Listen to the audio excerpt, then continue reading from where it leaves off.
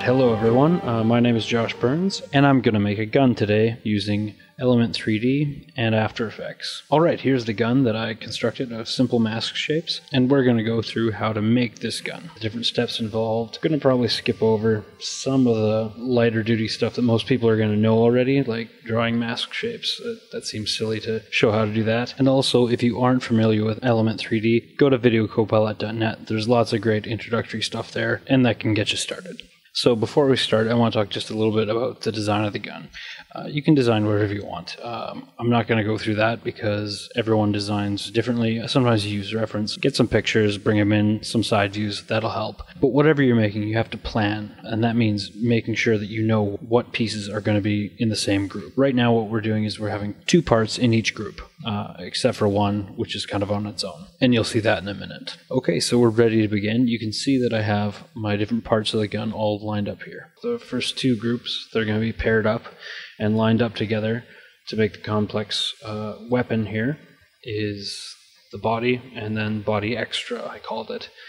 The body extra is just sort of extra pieces that go on top of this gray shape here that I've just drawn using mask shapes. But you can see actually these indents that I've made.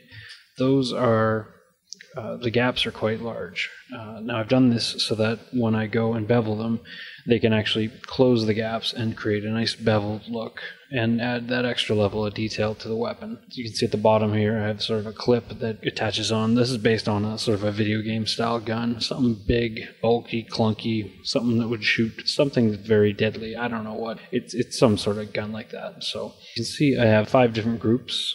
There's the gray, green, yellow, and purple, I guess, and then blue. So blue is going to be all on its own. I just called that one chunk, and we'll see that in just a moment here. So now we're just going to take a look at the extra, the body extra. So this is kind of like a clip piece, I guess. Like maybe the gun comes apart, and so maybe that is what sort of clips it all together. And then there's a piece that's sort of screwed on. And again, you see the holes, but then they've been filled in again, but with a gap. And that's going to create that sort of bevel. And then down at the bottom, there's sort of a clip. The idea is that this sort of swing arm holds that clip on for the actual weapon itself. Okay, so we move on to the next thing. Handle, pretty basic stuff. Handle, shoulder piece, and the actual sort of under grip piece. And accompanying that is going to be the what I called future clip, and there it is. It's, again, just more interesting, something a little different, you know. It has kind of these bevels again. Moving on, we have the trigger and extra, so a lot of little details here.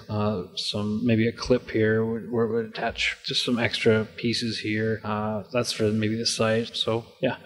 And then the scope, which is attached to that, which is just a sphere, so, or I guess a circle, and that'll be extruded out based on just that circle alone. So same with the barrel, except I just want a little extra detail on the barrel. And then these sensor pieces, which are they're basically just like going to be sort of antennas that go on the front of it, just for a little bit more interest in detail. And then sort of encircling the barrel, there's going to be this chunk here, is what I called it, and that's going to be a little bit different than everything else too. So it's going to kind of go on all sides of the actual barrel, kind of maybe a heat sink or something. I'm not sure. It's imaginary. It's a fake gun, so it's going to be whatever it's supposed to look like, you know. And so basically, yeah, we want to line up all the pieces of the gun that we can in a side view, so that we can then bring them into Element and then line them up properly when the time comes. So now just add a solid, bring up Element. So Element in, and then the next step is to go down and add the custom mask layers. This is where you'd add text as well, but in this case we're just adding these different layers with the masks on it. Alright, so now we're hopping into Element. Okay, so through the magic of the internet, I made all these parts already. This is sort of what I was saying. I'm going to sort of skip ahead. If you don't know how to extrude and bevel the layers, just do some of the tutorials on videocopilot.net and that'll fill you in. Okay, so here's the scope, the barrel that we have there, with that extra piece at the bottom, like I was talking about. And then here are the sensor pieces. So, and then the chunk there, which is just sort of a heavy-duty looking piece of, you know, metal. And those are the bevels, right? So for starters, I am going to show sort of how I go about, like just on one of them, because I don't want to go through every little piece. So we'll start with sort of the idea of the clip itself. Okay, so here's the shape, and right off the bat, you need to choose fix holes and that's actually new with the patch that came out recently, so that will correct all the holes there. And then you want to bevel both sides because I want it to be a symmetrical piece. All right, so then we extrude it out quite a bit, and then play around with the bevel shape and just to fill in those gaps, like I was saying, and then the bevel size as well. You can see there it's kind of indenting and creating that cool look. And then if you make that just, if you do the bevel curve, it just make it 0. It'll go just like a straight edge. And then that creates kind of a cool indenting effect, very sort of mechanical looking. But with this, I kind of wanted to do what you see here, add an extra one that sort of caps off on either side. So I added 2 more bevels, and then just extrude that, or move it on the Z axis there, and get it so it's sort of capping off on both sides. So you can see the ones, they're kind of pretty close there. Okay, so it's kind of cutting into itself there, so you just move it forward a bit, and then likewise with the other side here. Move that forward. So yeah, now I have a nice sort of, that's the clip basically, like what I used. And also I think I added a second, or another chunk, another bevel, I guess I call everything chunks. That piece was just sort of a center piece, just to give it a little bit more interest. This is kind of, I mean, it's not going to show up as much with this gun because I'm not going to do a lot of shading, but this is just another level of detail you can add because you can have different materials on each piece. So that's the one that I made originally, and that's the one I just made now, so pretty close. So then close that down, and then now sort of the other side of things is the actual like barrel type ones. So in this case, I'm going to do anything that's like a cylinder. So again, you're going to want to fix holes first off, so you get the barrel actually not, like make sure it's actually hollow like it should be, and then extrude it out. And one thing to remember, or to note, I guess, is when you're extruding out, you can go only you max out at 100 with your extrusion. So that's as far as it goes. But if you wanted to go farther, you can. You just have to go up to the actual like extrusion model level, and you can play there with extruding it a little bit more from there, so you can get that like longer barrel type look. So if you want to go with like a sniper rifle or something like that with a really narrow sort of long barrel, you can do that. And just now play around. Basically what I do, how I learned how to do all of this is I just played around. Just play with the bevels, see what you like, make the curves, sometimes in the negative, sometimes in the positive, sort of create bumps and concave and convex shapes, and then add sort of different ones on top of each other, and then moving them along the Z space will get you these different sort of shapes like what I've created. So we'll do like this one here, we cap it off, bring it out, and with a really high bevel, and then you can actually do a negative value on the curve, and that kind of creates a convex curve or a convex bevel there that curves into the shape of the shaft. So that would kind of blend in like it's one piece now. And then just play around with it. Wait till you get something you like. So yeah, then you cap that maybe off. So that's where the actual barrel attaches to the gun itself. So yeah, maybe just a thicker piece there. And we slide that forward, and then yeah. So there's an example of the barrel. It's not quite what I made here. This was more of a sort of shotgun barrel type look. Just wanted to be a little bit more heavy duty. I just wanted to show you different examples of what you can do, how you can actually move it around. So I'll just delete that one. And now what you want to do is put all of your pieces into their groups. And we know what groups they're going to be because we already decided that early on. That's the idea. You want to plan it out. Oh, one more thing too. With the curves here, you can see that the pieces are actually cutting in, sort of overlapping on themselves. And that's because of the curves. The bevels are so large that they're actually cutting into themselves, and that'll happen. But in this case, it's okay because it's actually going to be inside the gun. It'll be covered up. You won't see it, so it's fine. So now what we want to do is make sure everything is on the right group. So we know what all the groups are. So yeah, like I said, so move everything to their proper group, and then chunk is on its own. So there you go. So all the pieces are done. I should name this one chunk. There we go.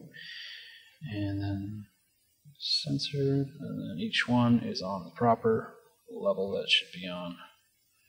So we're ready to go pretty much, except one thing. We want to actually rotate the barrel because it's extruding out in the same way that everything else is, so sort of towards you.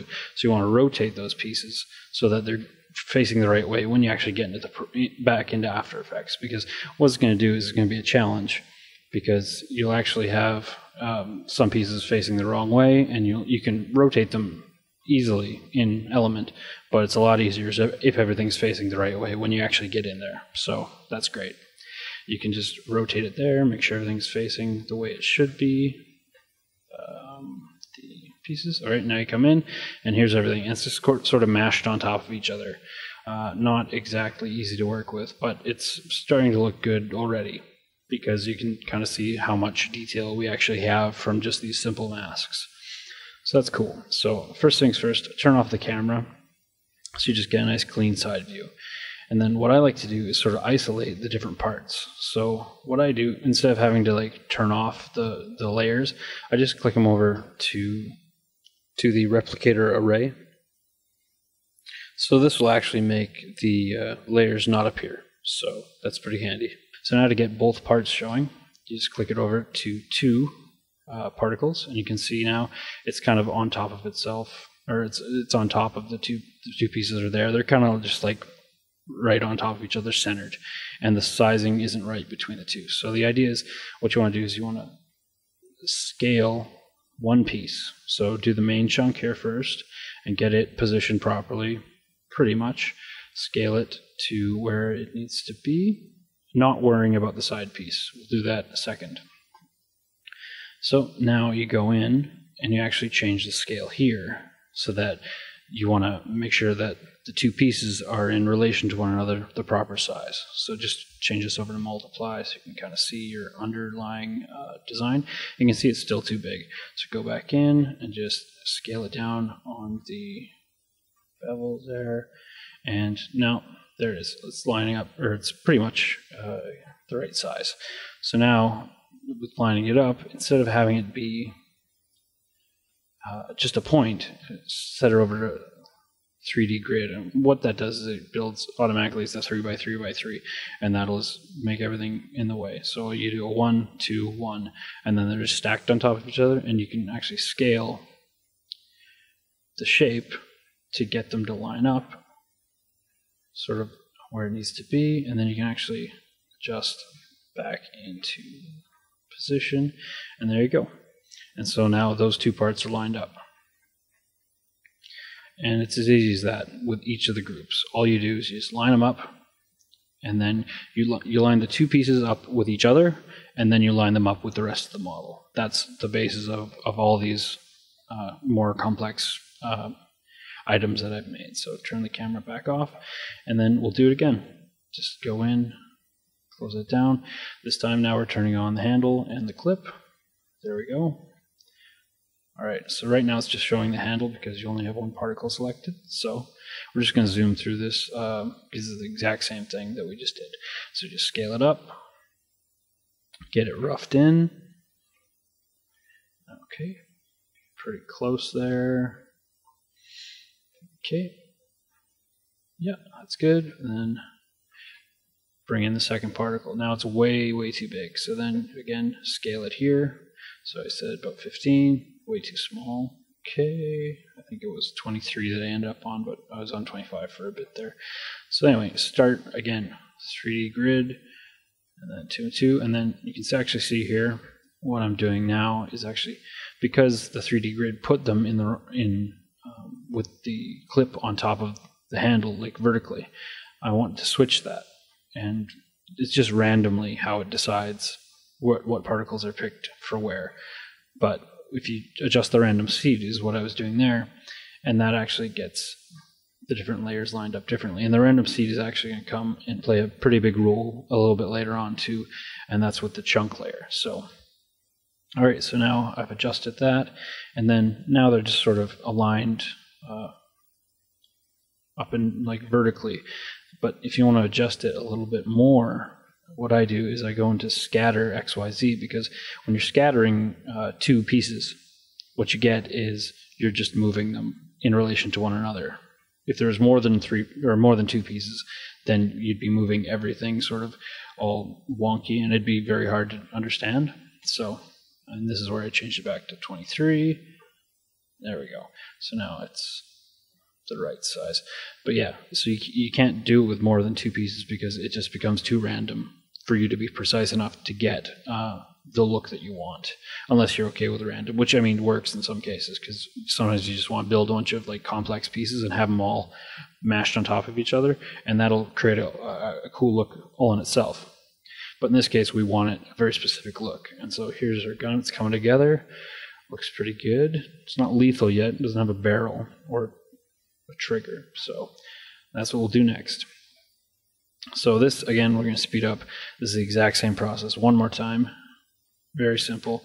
You get the scale right for one piece, and then you get it positioned, roughed in. Okay, perfect. We're close enough. All right.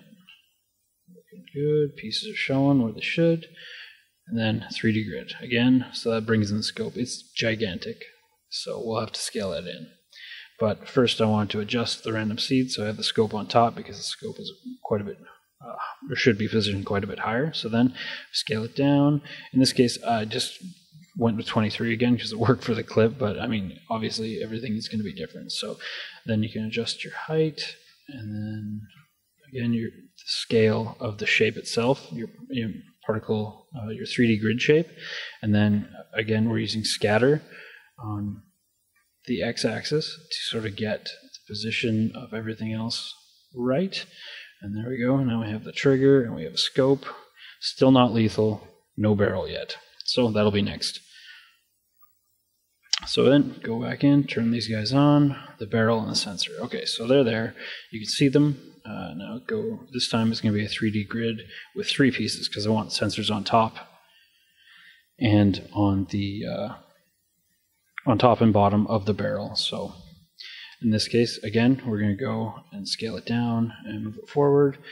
And now you can see I'm using random seed again to get the configuration that I want. Now in this case with three, you can get the right configuration, but unless you're willing to just sort of take what you get with your scattering, then it's not going to work. See, with scattering, it's kind of like it's not exact. It's not moving each one in proportion to one another, but it gets you there. And in this case, it's workable because I'm not doing an actual gun. I'm doing something made up, so it works. So now we got sort of the sensor pieces there, and the gun's looking pretty good. But now we're going to do the chunk, which is just going to sort of seal it up and make it look just that much more of a cool video game gun. So it's there. You can't see it. It's underneath, sort of inside of everything right now. So what you want to do is scale it up a bit.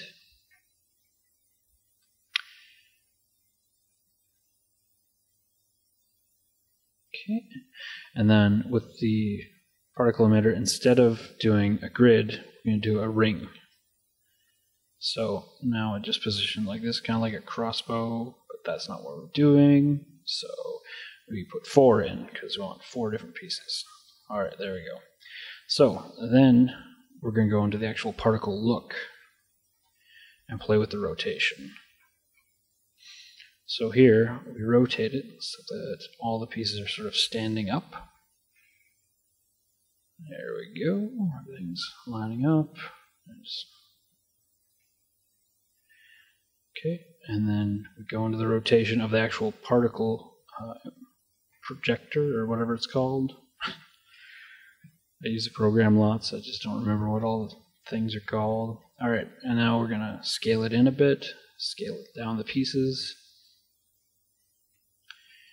and sort of bring them in around the barrel, sort of hug the barrel is the idea.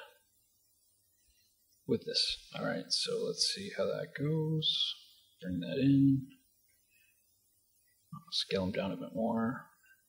Bring in the piece there. So there we go. And that's sort of what we're looking for. But you can see they're all just going in like a circle, all like follow the leader, sort of your ring there. So that's not exactly what I want. So this is where the random seed will come in a bit more again. So this time I went with a 45-degree angle, so now it's sort of creating a gap where you can see the barrel through on the side view, which is kind of cool. But what I want is these indents, these notches, to sort of be, you know, meeting each other with the top and bottom pieces. So right now it's just like going around in a circle, and it kind of looks goofy at the ends. And if we just made this piece like symmetrical top and bottom, the chunk itself, then it would look okay. But I wanted this sort of to be a little bit of a unique look. So we have these notches on the bottom, and then at the top it's different.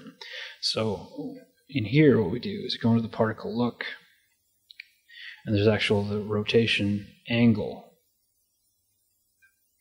Okay, so now here you want 180. And now you can see you have pieces that are sort of like the one side, this is what I want, and this side is all screwed up. So again, you just now, it's the random seed. So kind of click through, just nudge down with the keyboard, arrow key, until I get a configuration that works. It's not the best process for getting this, but it's the only way I know right now. And it's important to remember that I'm using the random seed under the particle look, not particle replicator. Alright, so yeah, get it down, and here we are.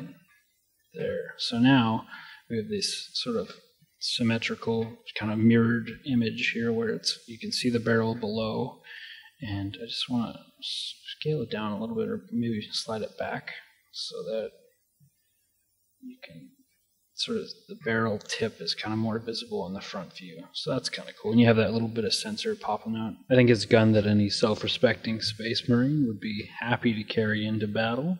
I know there's a lot involved, but once you sort of get the process down, it comes so naturally. Once you get two pieces lined up, they look good together, move on to the next two pieces. And then I like to turn on ambient occlusion because that makes everything just look that much nicer. So I'm not going to do any texture on this. It's just going to stay in this sort of gray scale image because it looks pretty good, just like that even. And everything was created 100% in After Effects using the awesome new plugin Element 3D from videocopilot.net. If you like the video, please hit the like button. If you want to see more, subscribe. I am going to be doing another video showing how to use Element 3D to make normal maps to add extra texture to your models, all without leaving After Effects. Hope this was helpful. If you have any questions, leave them in the comments or send me a message. And don't forget to post your results as a video response to this video. Thanks again for watching, and I'll talk to you later.